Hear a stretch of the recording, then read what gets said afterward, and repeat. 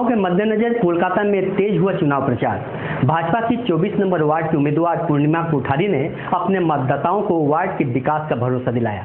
चुनाव का डंका बज चुका है। हर उम्मीदवार मैदान में उतरने के लिए राजी हो चुका है। यहाँ तक कि हर कोई यही चाहता है कि उसी की पार्टी ही जीत का परचम लहराए।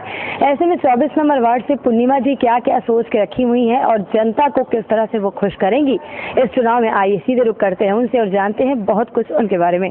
सबसे पहले तो मैं न्यूज़ 7 की टीम को बहुत बहुत धन्यवाद देना चाहती हूँ और आप लोगों से ये कहना चाहती हूँ कि हम जो बीजेपी के कार्यकर्ता हैं, जो हम बीजेपी के सैनिक हैं, वो हम अपने मोदी जी के बनाए हुए हर मानकों पर खरा उतरना चाहते हैं।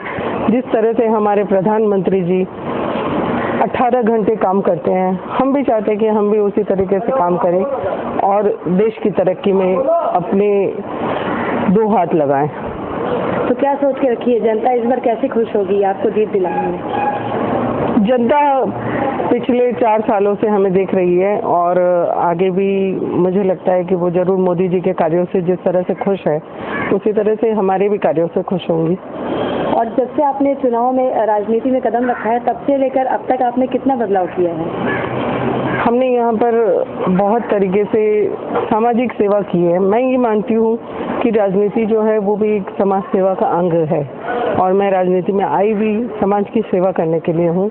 मैं जनता की सेविका बन के यहाँ पर कार्य करना चाहती हूँ और मैंने वार्ड की जितनी भी प्रॉब्लम्स थी उसको नोट डाउन किया है और हमारा यही उद्देश्य है कि अगले 5 साल जनता हमें अगर मौका देगी तो हम अगले 5 साल उनकी सेवा के लिए, उनके विकास के लिए पूरा कार्य करेंगे। क्या मैं आपसे जानना चाहती हूँ, आपने कहा आपने समस्याओं को नोट डाउन किया है, क्या वो समस्या विस्तार रूप से बता पाएंगे? मेरा ये मानना है कि वार्ड का विकास पूरी तरह से काउंसिलर के हाथ में होता है और वार्ड में सिर्फ सड़क, पानी या बिजली की व्यवस्था ही नहीं होती है।